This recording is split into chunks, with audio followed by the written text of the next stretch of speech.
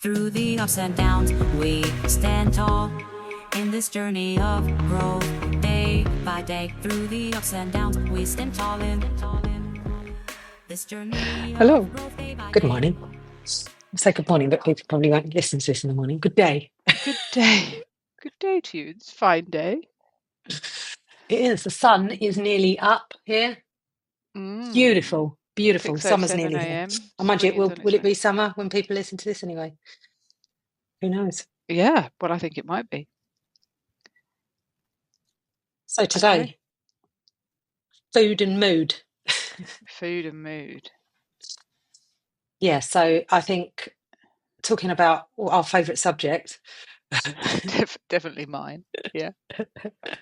Oh, I love it. Yeah, but food, because I think I don't know, was it at the end of the last one where we were talking about how food can impact, well, food does impact our mood and our energy and everything, and not how not, and also I just think how not everybody realizes that how much of a big impact what you eat has on your whole life, basically.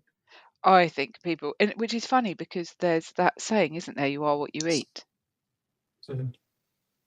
But I agree. I think we've learned a lot about food over the years. And I think, as have lots of other people in the world, but I think lots of people haven't as well. Well, when do you think you were first aware? Because I was talking to Sean about this the other day. I don't know what we were talking about, but I remember me saying that when I was young. Oh, that's it, about what constitutes a healthy diet as such. And I said to her, when I was younger, I thought a salad sandwich was healthy. But then when I looked in that Reader's Digest book from the mid-90s, I think it was printed when I left school, so 1995, that is what was considered by a health professional, probably a doctor, knowing the Reader's Digest, who they used to use as their advisors, would have recommended that a salad sandwich was a healthy lunch to have. What did they put in the sandwich? I mean, what salad? Just Lettuce? salad, lettuce, tomato, cucumber. If I remember rightly, this is the sort of thing I used to put in a sandwich. Lettuce, and I used to eat them a lot. Lettuce, tomato, cucumber, and onion, and mayonnaise. And that's what Wow. I thought that was being healthy. I'll just have a salad sandwich. I'm watching my diet. And what would you have accompanied that with throughout your day for dinner and breakfast? Oh, God knows. I can't remember. But when I was that sort of age, probably when that Reader's Digest book came out, I would have had a big bowl of Cocoa Pops, and they were worse then than they are now. I would have had a huge bowl of Cocoa Pops with full fat milk, and I used to do a ton of sports as well, so that would have fueled me. Good fuel of sugar. Yeah. Didn't do me any harm. But yeah, so I would have had a big bowl of Cocoa Pops for breakfast and it was a huge, I remember the bowls being massive, and I'd go for about a quarter of a bowl of Cocoa Pops. And then for dinner, I'd always had, when I was at school, always had nice food of like freshly cooked food. So that was probably my saving grace, is that I got my veg, because we'd always have meat, vegetables, fresh vegetables, and boiled potatoes. Okay. For dinner. That was my staple diet, I suppose, when I was at school. And then afterwards, I'd probably think a pot noodle was healthy until I started doing some research. Did you think it was healthy, or did you not care? I don't think I had any way of knowing whether or not it was. I didn't understand anything. And what was the purpose of the salad sandwich? Was it to Lose weight. I always thought I was fat Yeah. when I was at school. I definitely always thought I was. It's the time of the Kate Moss era, wasn't it? So the heroin chic was in, and I was definitely not heroin chic.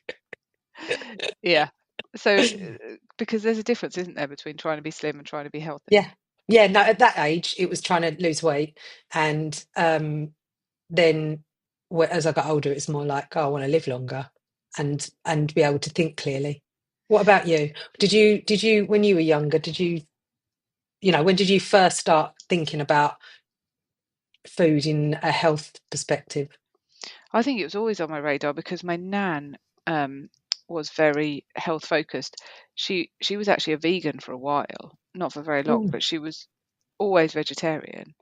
And not that I necessarily think that's the healthy option with the information we have now, but it was just that focus on trying to do things in the best way possible in the way Yeah. that she knew. Though, ironically, when she used to cook for us on a Saturday, it was all pre-packaged stuff, like she'd do vegetarian sausage, whatever, Linda McCartney, though I don't think it was Linda McCartney, because wasn't there a Yes, I period of remember time where there was Findus used to do things that because I remember we didn't have a lot of processed foods because they were very expensive then. So they wouldn't have been, there was a few bits in the freezer like that, but it was mainly meat. But you used to get Linda McCartney, there used to be, and they were really nice. They were potato pockets with vegetables in them. And you'd cut them open and they had like creamy vegetables. They were really nice. despite the fact that you being able to make potato pockets with vegetables inside yourself and they are not vegetarian, you don't need fake meat. Yeah, they weren't fake meat. They were just Well, vegetables. exactly, that's my point. It wasn't that. Yeah. Wasn't she like vegetarian? Anyway, it was a different brand. I think it was a brand that began with a V, and she'd do us pizza and she'd do us Mm. pasta. Anyway, I loved those. They were the best lunches. But she'd make her own hummus and things like that. Mm.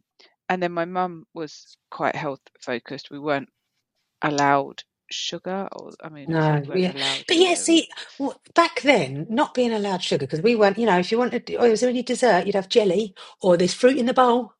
Fruit in the bowl. Yeah, get yourself some fruit from the Fruit bowl. in the bowl. Oh. Really, We, I'm not really bothered about fruit now. If I'm like, that's random. The only thing you got any sugar from was bloody a mouldy apple. No, what's a mouldy fruit in the bowl? Oh, come here, some blancmange. yeah. So it was always, health was always a thing. But I'm not sure it was necessarily healthy. I think probably what we were eating was healthy enough, but compare it now to what I was allowed the a massive recommendation. bowl of cereal for breakfast. It's basically Yeah. dessert and full of sugar. Well, we weren't allowed the dessert, the cereals with all sugar. All cereals got sugar in it, hasn't it? Even like Yeah, we were yeah. allowed cornflakes, Rice Krispies, shredded wheat, like bran Oh, I flakes. love shredded wheat. The Yeah. ones that the ones that supposedly didn't have, well, they didn't have as much as like Frosties. That was terrible. Oh. Or Cocoa Pops, but they're still full of it, aren't they? Mm. So that although I don't remember really having cereal. Oh, I had bran flakes for a long time. But so I always, health was always a thing. I was definitely, I think that I thought because I did so much exercise that it didn't matter what I ate, and I did have that for quite a long time. I could just eat anything because I'll be out doing stuff. yeah. Well, I think definitely. I don't think it came from I home. didn't know the what the connection was between fuel and exercise either. I don't think I was particularly. Probably Olympic I, athlete now if it wasn't for my bad diet when I yeah, you the would. Cocoa Pops. I mean, maybe not now, but you might have been. All right. Do they have like an elderly section in Elderly. Yeah.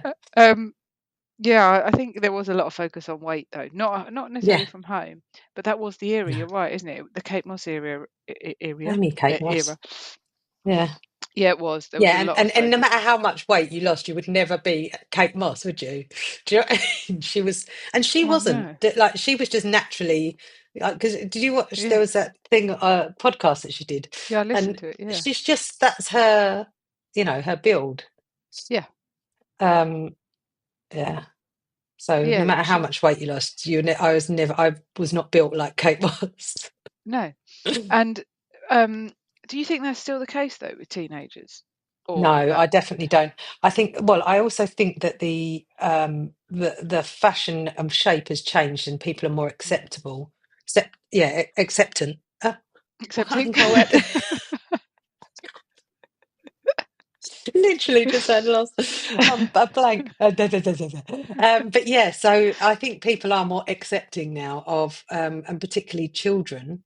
I don't remember my daughter. What about your two? Because they're younger now, and I know they um, aren't in the school system as such, so they wouldn't have, I suppose, time with people that would be. people that would talk like that, perhaps. Yeah, I it's not on their radar. No, Not really. Um, but then you don't know what's going on inside their own heads, and they're not going to say and when they look in a the lot mirror. about. But I have asked Sean about this, and I've said to her because she's always been very confident outwardly, like you Mm, say, you don't know what goes on, and but she said she's always felt confident in her body, and it's never been a problem. So, and I have asked her about this because I was quite aware, like as she's got older, I was like, were you really like okay about, you know, and I think she's always had confidence in her. But don't get me wrong, I think there's times where she's like, oh, like any of us when you think, oh God, this looks a bit, or clothes you're wearing perhaps. But I don't think she ever had the amount of torment that I did when I was younger. yeah. So when did you start focusing? I don't believe when we met each other, either of us were particularly focused Yeah, on you just did everything. I healthy remember us eating. being in the office and having the Marks and Spencer's platters and literally Yeah, wolfing everything down. yeah, eating Yeah, as much those were the as days when you didn't care. yeah. But I did care what I looked like. That's it, isn't But it? I Yeah. also I did the marathon training then, didn't I? Oh, of course you did. Yeah. So and that was the first time I ever. Oh no, I went to a gym when I joined the David Lloyd gym when I was at university, you know. Mm. So I wasn't But they particularly didn't they did not focus on nutrition because I remember when I had Sean was the no. first time that I went to the gym and because I used to just do stuff myself and then I thought, no, I'm going to join a gym because it had a creche there that I could put Sean in when she was a Yeah, baby. yeah. So, and then I could go to the gym and all I used to do was go to the gym with my friend and then go into the restaurant and a, have lunch. Yeah, that It was more of a social thing.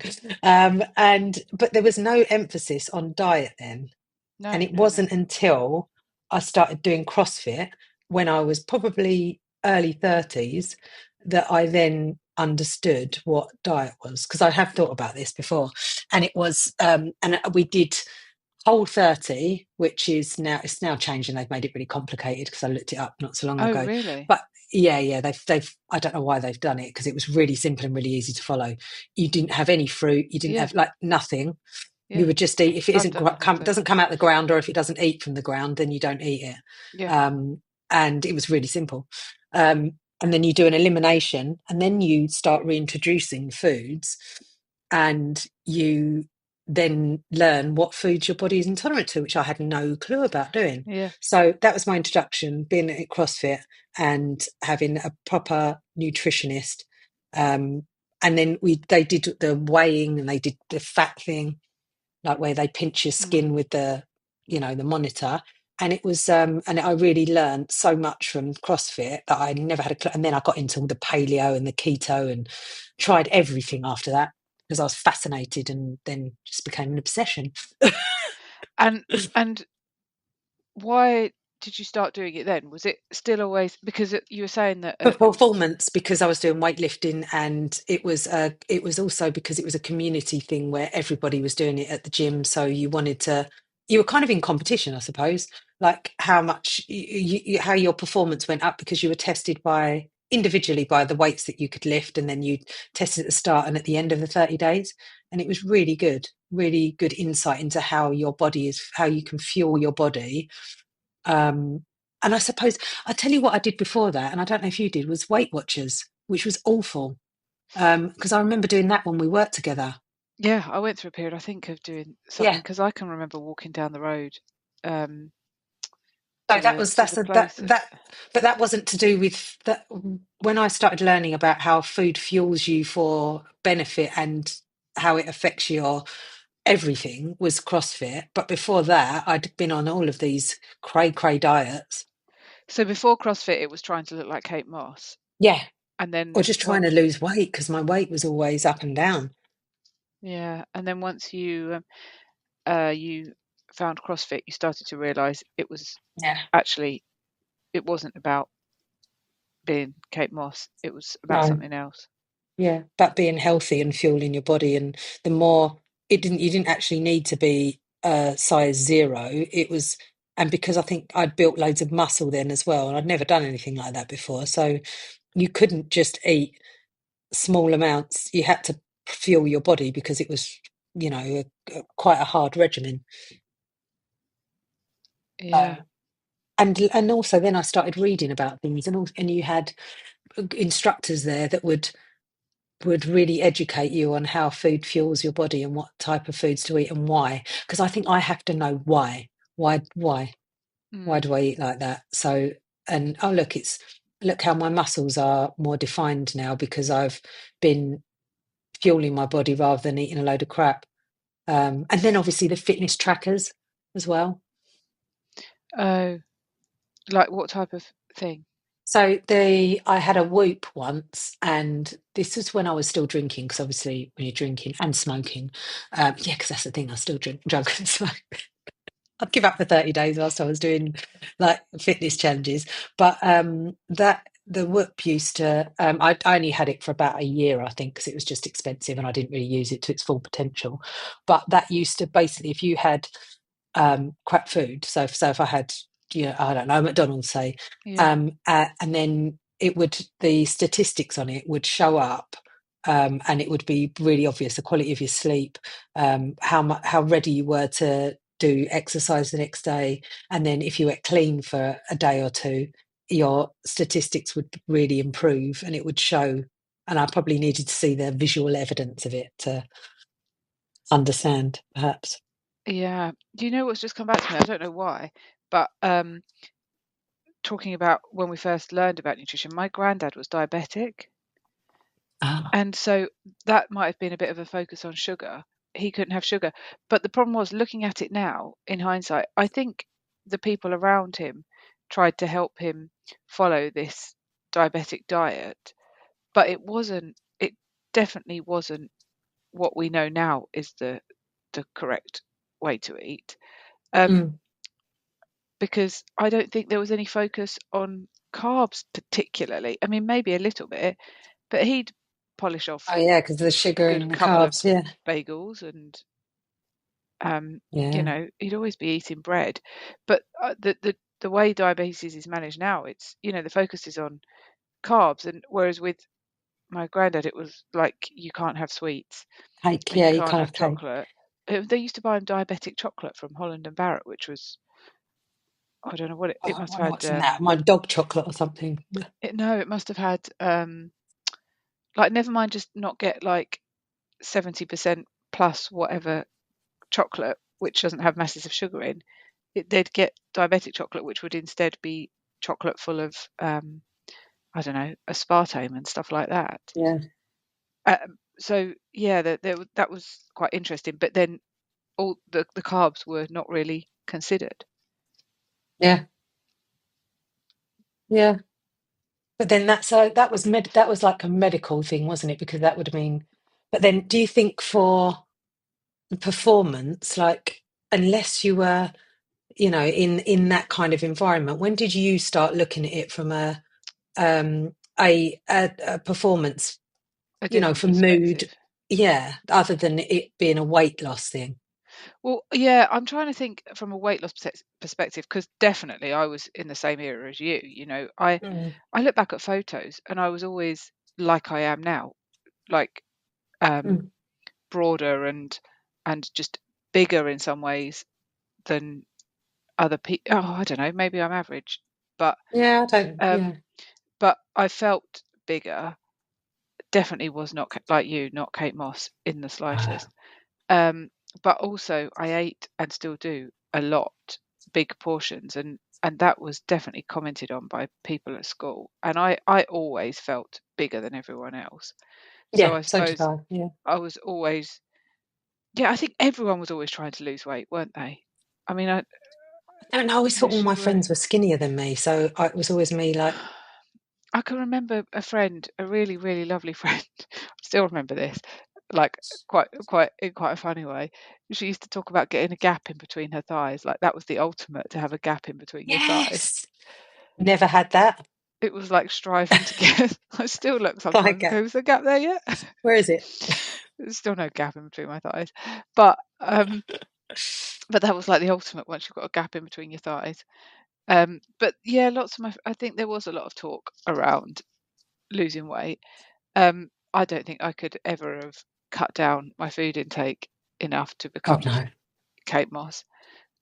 Well, I would have been ill if I'd have done that, wouldn't I? I mean, that would have been ridiculous. But I liked to eat a lot of food. Um, when did I first become interested in health? Do you remember me having any interest in eating healthily when you first met me? I don't No, really but remember. I think that I remember asking you, because I know I was still obsessed with it when you started your hypnotherapy, was when was oh do you like not want to eat so much now? And I remember asking you that and saying, oh, have you managed to, because I think that was one of the If you things I was managed like, to oh, can sort you out cure your me? eating Can you cure over. me? But no, I don't think it was like, oh, Yeah. fucking, have you managed to... But I remember saying to you, oh, look, can you help me? Can you help me lose weight? Yeah. You're like, I, I'll find you someone. That's probably not what the problem is here. But oh no, I've always liked food. However, when did I really, really? I don't know. I remember a long time ago now, um, realizing that I was getting headaches at a certain point in my menstrual cycle, and I did some research and found out that that was probably low iron, and so I started to drink an iron-rich smoothie every day. I'm trying to think if before that there was much like focus really on health. mm, Um, it's always health, isn't it? When you're even if you're yeah, trying to lose weight, and I hate that term lose weight because it's such a one of these terms that don't make any sense because yeah, you don't necessarily mean lose weight, you just mean lose fat, you mean change your body shape, and you mean yeah. get a bit more toned. It's because on the scales it can be Oh yeah, the I've same or weighed a lot more when I've been mm, training than I have done now. yeah. So I really think it's a uh, one of those phrases that doesn't make sense or have the meaning that it's supposed to have. But let's carry on using it anyway because it makes sense to Because everybody. everyone, Yeah. Um, now I can't even remember what I was saying. But when I switched from focusing on health rather than I don't think I was like I've never got that far that I've needed to like I've always been trying to lose weight but not lose weight, if that makes sense. I think it's more about keeping a balanced, stable position. mm. Are you like that? Because you've never been I get the impression that it's the same for you. Like you've always wanted to keep it under some level of control. Yeah, well, I think like I was reading somewhere that people have a upper limit of what they'll, like you see Mm, some people, right, and they're hugely obese. That takes maintenance. You don't just eat an extra packet of crisps and maintain that kind of weight. yeah, And so I think I always had that upper limit where I wouldn't go any further, and then I'd be like, "Whoa, come on now," and then you kind of rein it in a bit.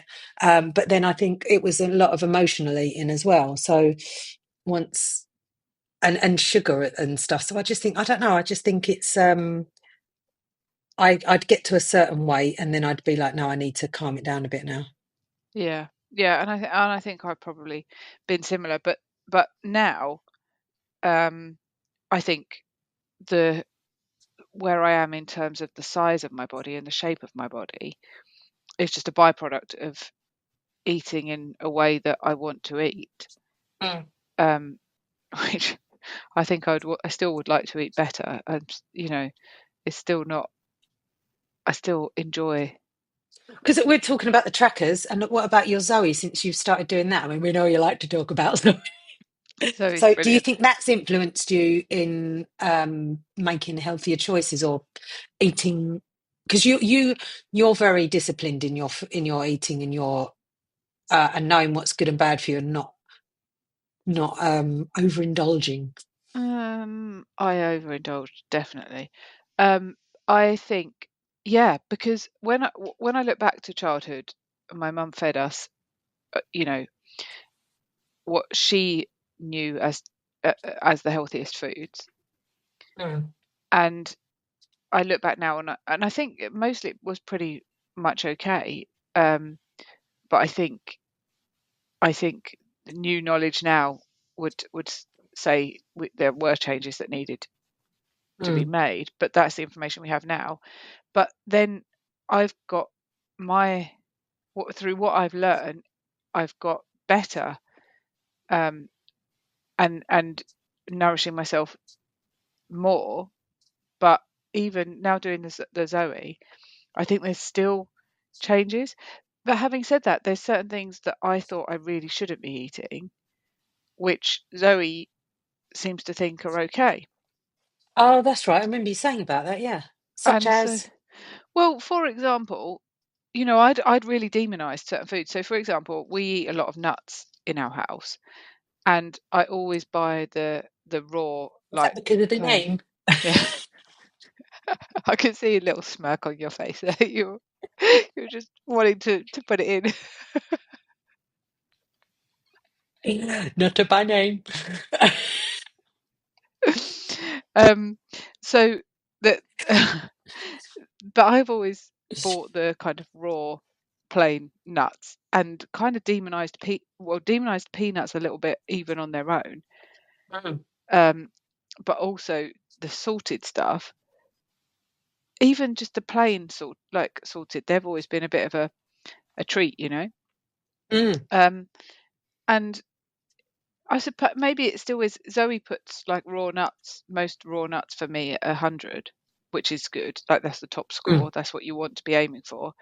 But then these ones that have got like salt or just a bit of salt, roasted and salted, really mixed nuts with dried olives in, which are really tasty. They're like up in the 80s or something, or higher, and I'd never have permitted that as a everyday thing.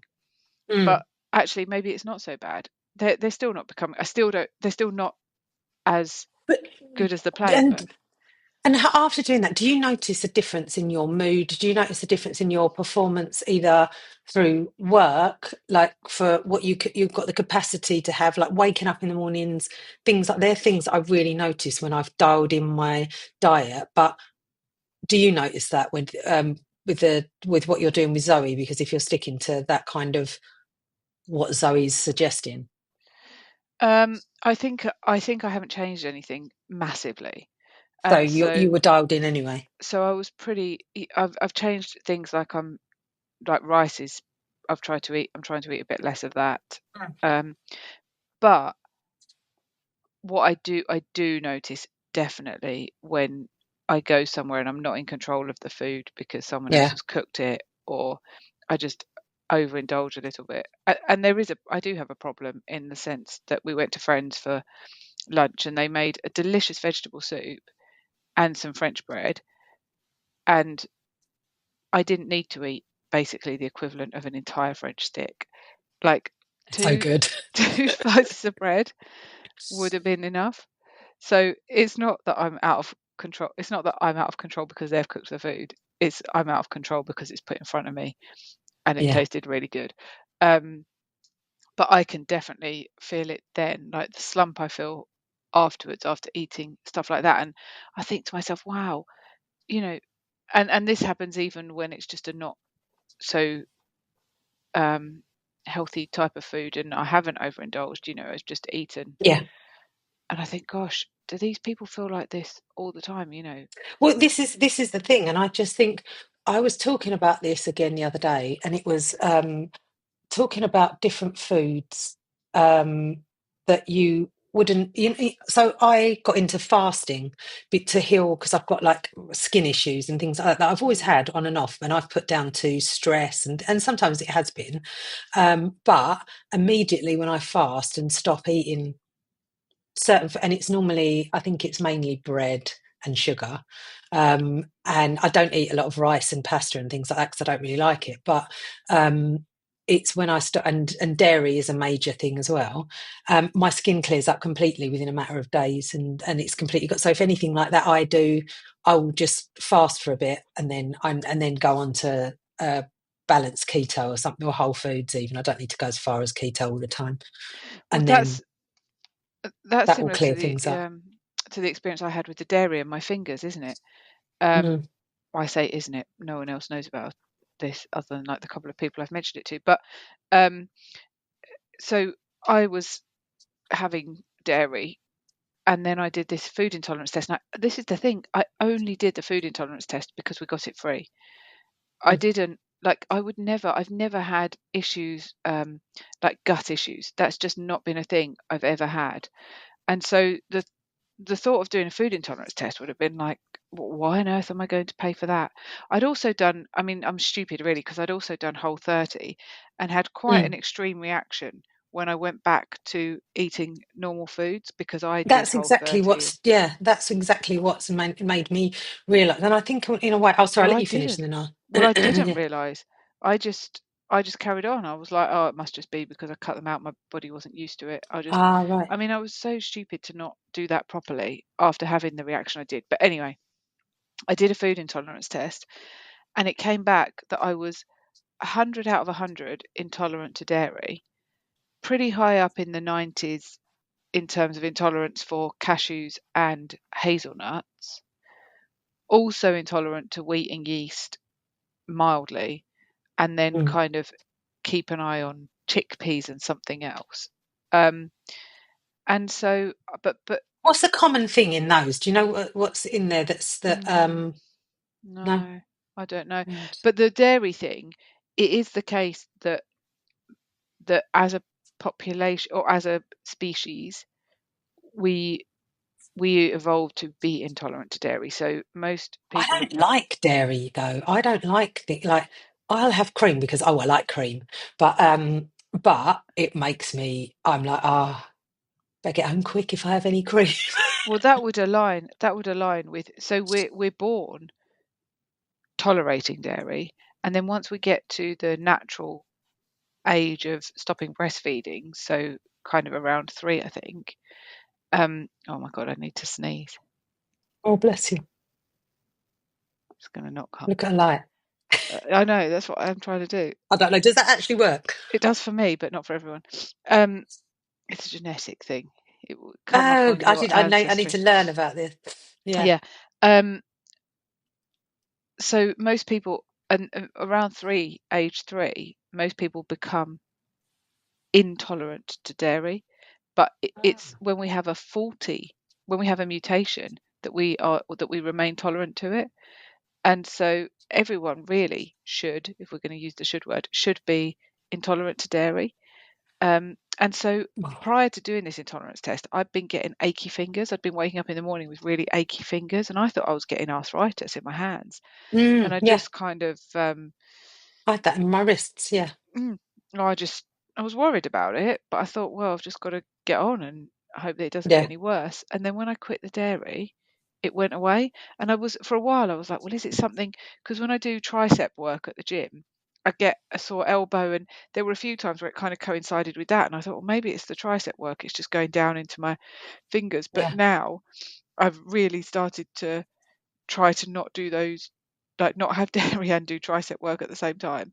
And I Yeah. have, when we went to Bulgaria, it was very hard to not, it was very hard to not have hot chocolates, basically. Is Yes. it wasn't hard to not have dairy, it was just hard Did to they not not have do hot oat chocolates. milk? Not really. And oh, that hot chocolate was good that I Oh, had don't it looks every day. amazing. I did refrain from dairy at the, you know, when I could. Oh, I always could have, but at breakfasts and like breakfasts and dinners. I would just be But like chugging it all hot day. chocolate, yeah. And so, but then I got my achy fingers back, and it took 2 weeks Oh, after I stopped dairy. When we got back from the holiday, it took 2 weeks for the achy fingers to pass. And so, thanks. yeah, And then you weren't having any dairy at all, I take it no, then.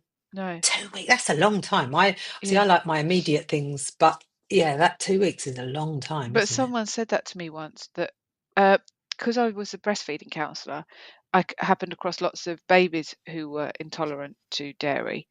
And Mm. someone once said to me, or maybe I learned it when I was doing the training, that if a mother, oh, basically it takes 3 weeks for the dairy to pass through for the baby to stop having.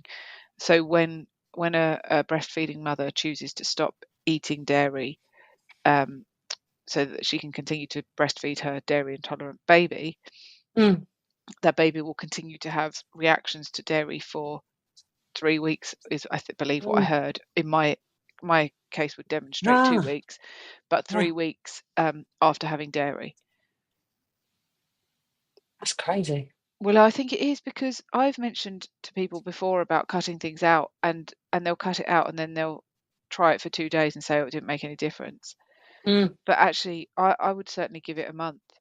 And maybe that's why Whole30 works, because That's that's what, yeah, 30 the whole, days. I thought that was, it's not necessarily the easiest thing to do, but but it works. It does. Yeah, Well, the yeah. old style Whole30 now, it's like, I looked at it and I was like, "Oh, that's too much. Just keep it simple." They let you can have fruit and you can have, and I'm like, well, that's doesn't make any sense. It made more sense when it was very simple. Yeah. So the intolerance test, actually, I think before Zoe is a really, because Zoe won't take into account intolerances, because No, because it wasn't. Tim's No, yeah. well, what it is, they Oh, don't yeah. Hold believe on. in I it. thought you had to do tests. Tim Spector and co at Zoe believe that the way they are educating people and the things that they're learning mean that you can improve your gut microbiome so much that actually because in all intolerances is a reaction to Yeah, it's not an foods, and allergy, is it? It's yeah, it's just, yeah. it's inflammation as a result. But their Mm, belief is that you can use their research of yourself to improve your gut microbiome so greatly, and by eating these foods that are beneficial to your body, you shouldn't actually react negatively to anything. Though he does mm, acknowledge this thing with dairy, that actually we all should have a problem with dairy. mm. That does make sense. And it does make you feel a bit like, ugh, afterwards, I think. Mm. But I do think um, yeah, and I think as well, when I used to do things like that, I used to notice it, but I just wonder if people aren't dialed in as such. Like, I don't do anything else outside food that goes into my body that shouldn't be going into my body. Mm. So I don't smoke anymore, I don't drink, and I don't use anything else recreational, shall we say, which I did maybe years ago, so that I was, if I felt a bit rubbish, I'd be like, oh, it's because I had a bottle of wine last night. I would never put it down to, or I'd have my diet okay, but I'd Yeah. never be able to pick up on individual things. So I just think now, because I don't do anything else, I know that food is the only factor, and stress, obviously, but Mm. is the only factor that could be causing me problems in how I'm feeling and And lack how of my sleep. mind's working, and and lack of sleep.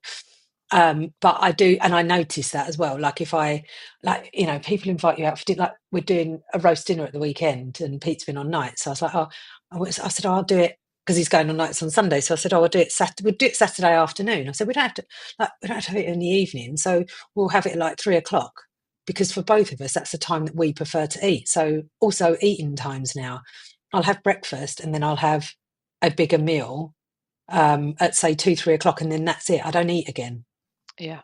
because if you have something, then I might have, I don't know, maybe some chance from getting some blackberries and yogurt and things, and she does a lovely little fruit bowl, and I'm Mm. not a massive fan of yogurt, but I will have it. um and yeah, so we'll have that, but I don't, and I think it's more, you'll eat a bigger amount of food earlier on in the day, so then that doesn't affect your sleep and things like that. Yeah, I don't that know. actually, there's, I'm thinking, as we're talking, I'm thinking of so many different things that have, like, it's almost been like a drip feed that's just improved things. We started eating at about 4:30, when the kids went through a phase where they'd come home from school. When they were at the school, they'd come home and get home at like 4 and be starving, and so we'd give them a decent sized snack, and then prepare dinner. We would be having at maybe like 6, but they'd eat so much for their snack that come the dinner time, they wouldn't actually be hungry for the dinner. So in the end, we just brought dinner forward and just had dinner Yeah, ready makes for sense. 4:30. And that works really well for all of us. And I feel so much more comfortable Mm, eating earlier. Like if we go out for dinner now, if people invite us out for dinner, I'm like, oh, like what time's the table booked for? You know, you're Yeah, just like, oh, 8:30. I'm like, that's my bedtime. I can't eat likewise. that late. You know, Yeah. and you're just like, but I do, and then I feel absolutely awful the next day Oh, I wake because up I'm with eating so pains in late. my stomach. Yeah, yeah, it's awful. But there's Whereas other, before, I'd be having a kebab at 2 o'clock in the morning after necking a bottle of yeah, vodka, yeah, and I'd of still be course. all right.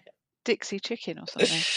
Oh, that must be. Uh, But that's another thing that during um, COVID, my brother sent me one of these um, videos of animals being kept for meat, like the conditions they're in and the way they're oh, treated, and it put me off so much that I started looking for somewhere where I could buy meat that oh, was that's right. Yeah. reared ethically. Um, so then it wasn't so much about the health for me; it was more about the kindness to the animals. And I found Piper's Farm, but then of course they talk a lot about how they don't medicate their animals and all of those kind of things. And I started to think about all of the stuff that's inside the meat we're eating. Mm. And now the thought of eating meat that has not come from Piper's Farm, I do eat, I do. Um, Yeah. But I I do don't think buy it. that we're lucky in this country to have the quality of food that we do. Because I was talking to somebody over and like have the access to be able to get food like that. Because I was talking to there's a couple of people that I know over in the States, and they have food deserts over there. So, and one woman in particular, I was talking to her a few weeks ago, and she was saying about how she lives in an area. I don't know where she's in, near Los Angeles. And she said that she basically, they produce a ton of food there, but they don't actually have it for sale there. So it all goes out of town to sort of other areas, and they don't get any of this, you know, fresh produce within their town. They're not a food desert there, but some of these other places they literally do not have any kind of unprocessed food in their shops, or any food that they do have is so engineered or bad quality that even them thinking, like, you know, the nutrients in it are a quarter of anything you'd get anywhere else. So even if you're eating a piece of chicken, they've inflated the breast with God knows what, and you know, just the actual quality of what they consider to be fresh food isn't fresh. So these people have got no hope What's a because food they're in a desert? food desert. So it's basically an area, and they have these in America. Because another woman I know, she worked for a charity that helps these communities, and their places maybe way out. I don't know specifics of where they are, but they're in, say, the middle of America somewhere, and they don't have access to any kind of unprocessed food. So everything that's in their shops is packaged, processed. There's no fresh food. Any food that there is fresh is so highly priced that they can't afford it. And a lot of that comes down to, you know, like you know, here we can go to, I don't know, Sainsbury's, and they've got like the wonky section. Like you've always got Yeah, access to if you to unprocessed fresh food, then they just don't have it there, or they've not got the conditions to be able to grow their own food or the education. And there's charities in America that provide these communities with the fresh food that they need. But it's a real big problem in America, yeah. and part of their, you know, the reason. And I had no clue about it. I was only speaking to her probably 6 months ago, which I heard of this. I'd never heard of it. I didn't know. I think I hear what you're saying, and I agree. But I think we're only one step down here. I think I believe. Oh, I don't know if I'm right. This is what I've been told. But you Mm. go to countries maybe like Greece or somewhere like that, and they're then a step down from us, if you like. I think they are less mass producing, maybe because populations are lower. Maybe not Greece, maybe somewhere like Cyprus or somewhere like that. But I don't know. And don't the Mediterraneans have a bit less like meat in their diet anyway, so it's maybe higher quality. Mm. Um, And their thing is they're hot country. They've got lots more sunlight, and you go there and you have their salad. I love having a yeah, salad when I go places because their tomatoes are red. They're like everything's colourful, and they just taste amazing, they don't don't need they? all the. Compared That's to, that's actually an interesting. I won't be able to quote it directly, but in the Zoe book, he says something like, "In our country, and maybe this is everywhere, but in our country, we overestimate the risks to things like sell-by dates on food, and underestimate the risks of all of the chemicals that are sprayed on and put in food." Yeah. And we'll happily go and buy like a chicken pumped full of medication, or a apple covered in goodness knows what to make it look shiny, but then we'll throw something out that's perfectly edible and completely fine because it was best before yesterday. Mm. And even to like looking on ingredients, I can't think what Pete and I were looking at the other day, and it was like, I don't know, healthy. Like even health bars, things like Mm, that. They're not like, but no. and looking at the ingredients, it was on something supposedly that was good for you, and there was about 1 million ingredients. I couldn't even say some of them, and I was like, "There's Yeah. nothing healthy about this." And it was promoted as like, I don't know, one of those keto bars or something like that you get at the station, You've also and they've just got reminded keto me. written on them. You reminded me of something I did 10 years ago now. I started to follow the I Quit Sugar um, lady. So it's Sarah Wilson. I think she's Australian. Anyway, she's no longer.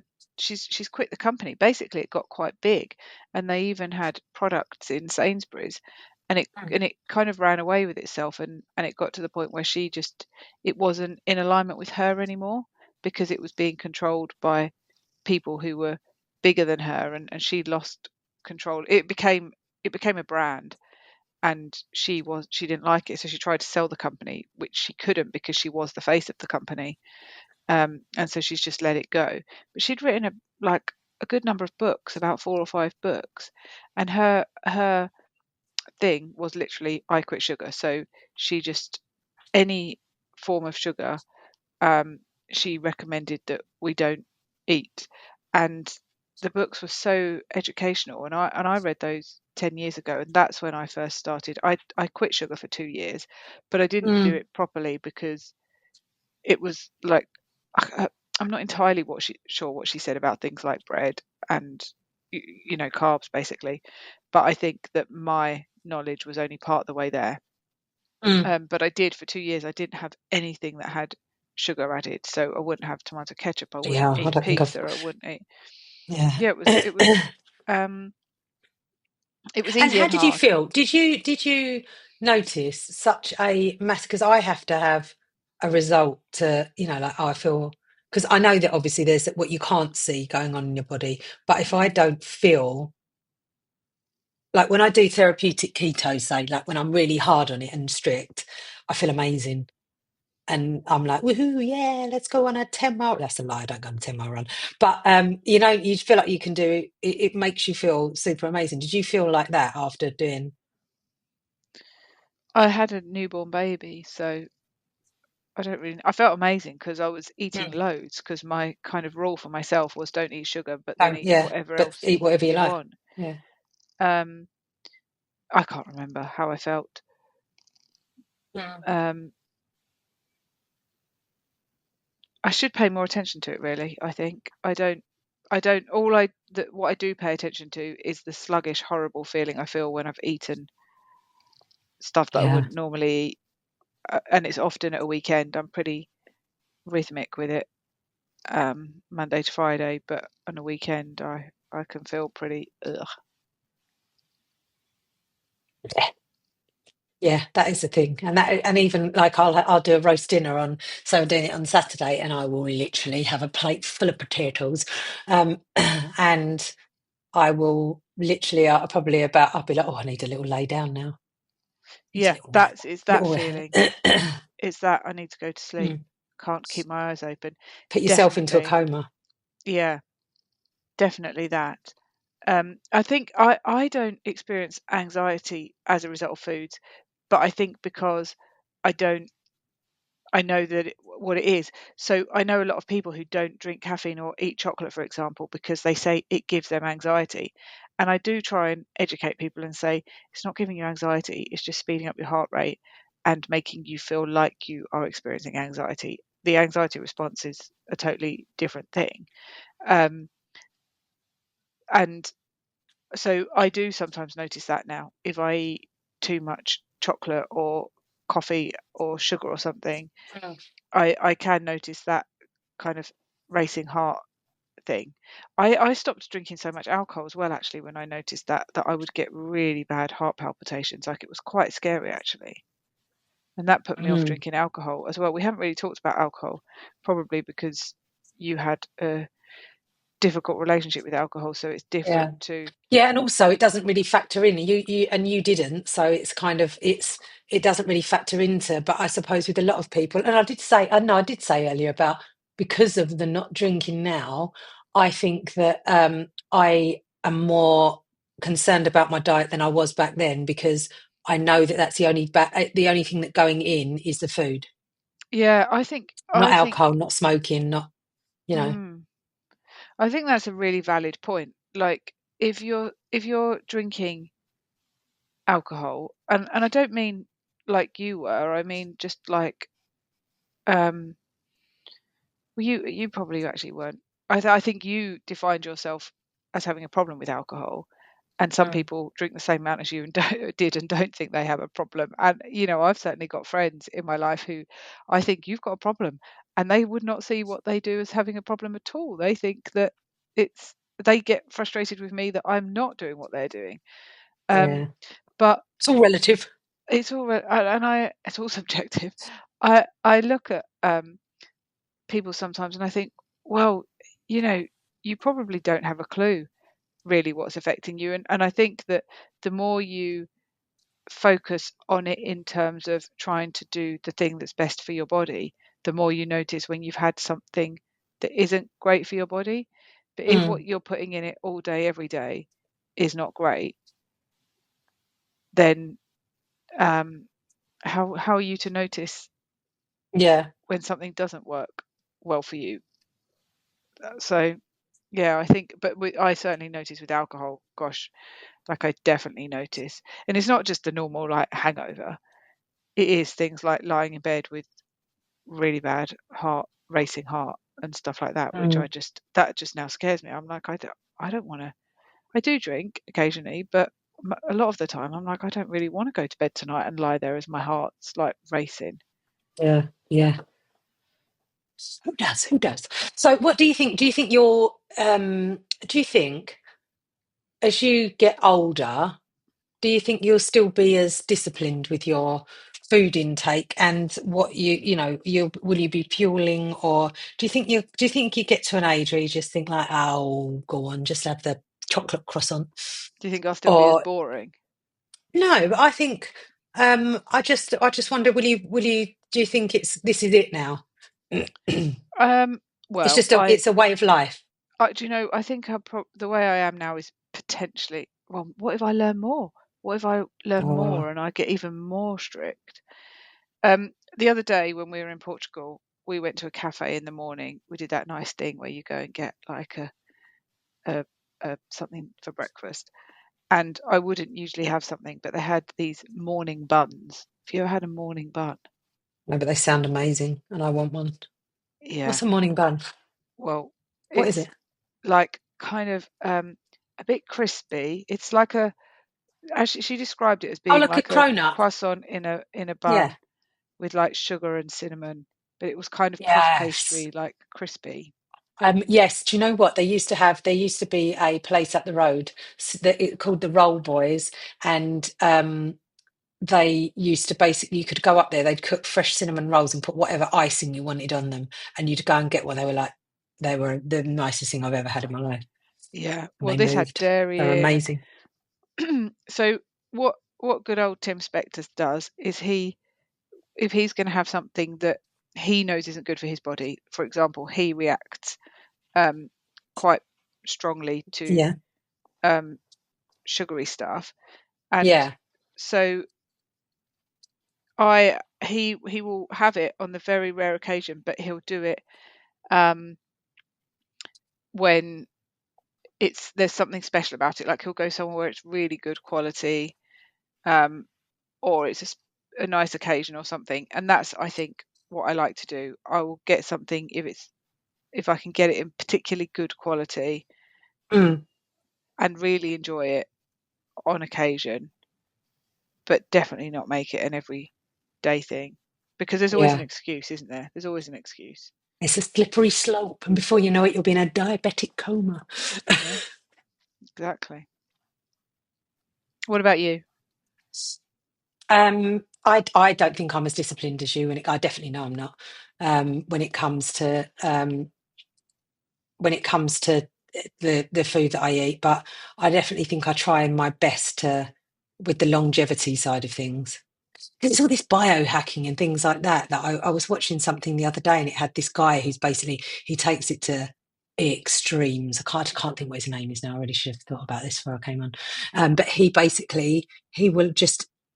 he'll only have, I don't know, like berries for breakfast, and then whatever it is, like really take it to extremes with the biohacking side of things, and like, I don't know, like, flushing out your blood and stuff like that to live longer. Like, do you want it? Are we going to be now for longevity to live longer, or are we going to be? How far do we take it?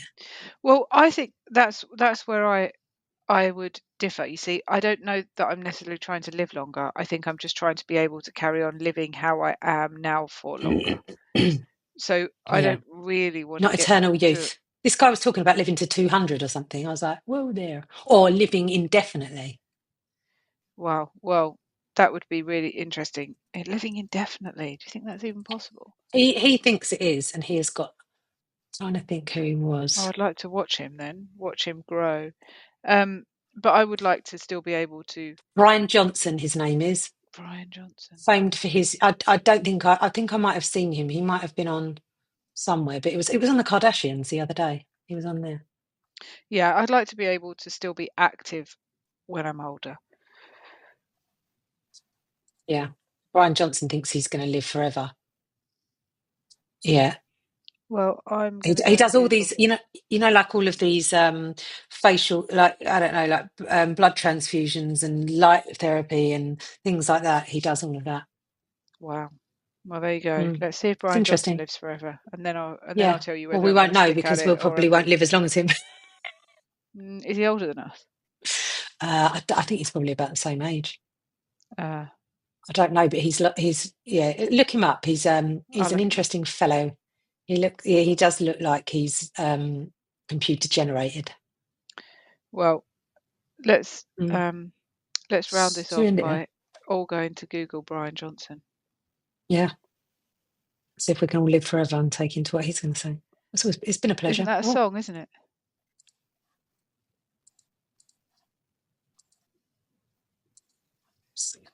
Oh, I've lost you. Oh, there you're back. hello. Hi. You're frozen on my screen. Oh, you're back. You're back. Hello. It's a song, isn't it? Live Forever. I don't know. Okay. Anyway, on that note. On that note, let's talk next week. Yes. Thank you very much. Thank you. Together we'll grow, grow, grow, grow, grow, grow, grow. Grow together we'll grow, grow, grow.